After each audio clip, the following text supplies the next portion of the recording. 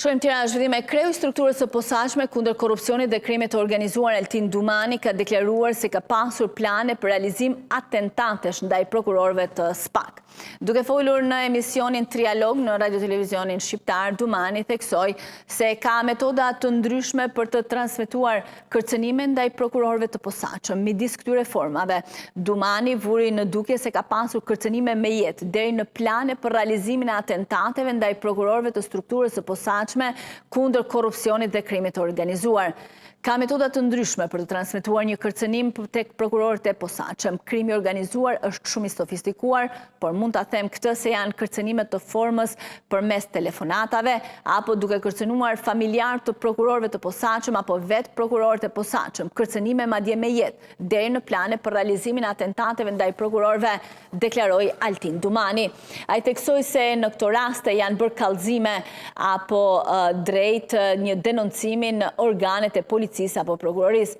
Rastet kur në funksion të kërcënimit ka pasur mjaftueshëm të dhëna për të shkuar drejt një kallëzimi apo drejt një denoncimi në organet e policisë apo prokurorisë, tha Dumani. Dumani pranoi se ai dhe prokurorët e tjerë të SPAK janë shënjes të represionit dhe kanosjes si nga politika ashtu edhe nga media. Përmes edhe deklaratave publike, ata shkojnë deri tek emrat të veçantë të familjarëve dhe prokurorëve, u shpreh Dumani, ndërsa shtoi se dhe alati SPAK media shpesh baltos punën e tyre me qëllim duke dizinformuar.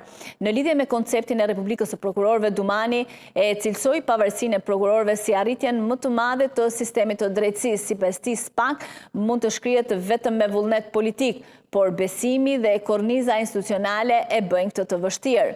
Në aspektin ndërkombëtar, Dumani theksoi se Shtetet e Bashkuara dhe Bashkimi Evropian kanë qenë mbështetje e vazhdueshme pa ndërhyrje në hetimet e brendshme, ndërsa bashkëpunimi vijon normalisht edhe me administratën Trump.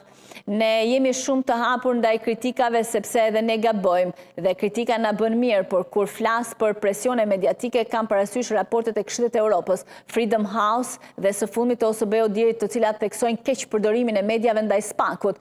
Ka gazetar apo komentues që bullizojnë që kanosin prokurorët, deklaroi Dumani. Ka gazetar dhe opinionist që deformojnë faktet, japin informacione të rreme për hetime edhe pse nuk kanë asnjë detaj mbi to. Nganjëherë më duket sikur flasin sikur të kishin qenë aty në zyrë me mua gjatë hetimeve, u shpreh Dumani. Megjithatë, ai theksoi se ruan konsiderata të larta për median, duke pranuar se falë saj puna e SPAK është bërë më e njohur për qytetarët dhe ka fituar reputacion publik. Por sipas tij është domosdoshme që të bëhet dallimi mes mediave që informojnë dhe individëve që sipas tij keq informojnë dhe sulmojnë personalisht prokurorët të posaçëm.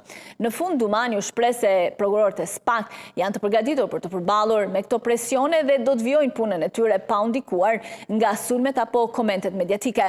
Kreu i SPAK kritikoi policinë e shtetit, kam konstatuar një realitet që ka të bëjë me rënjen e numrit të referimeve nga policia e shtetit me 40%. Dhe kjo është pasqyruar dhe në raportin vjetor të dorëzuar në kuvend, tha Dumani.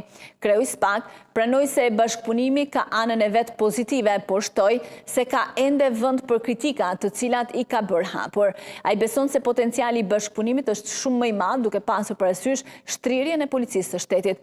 Policia e shtetit është një institucion që ka të paktën mbi 10.000 punonjës, të cilët janë në terren, në kontakt me qytetarët dhe mund të rrisnin numrin e kallëzimeve në prokurorinë e posaçme, theksoi kreu i SPAK Altin Dumani.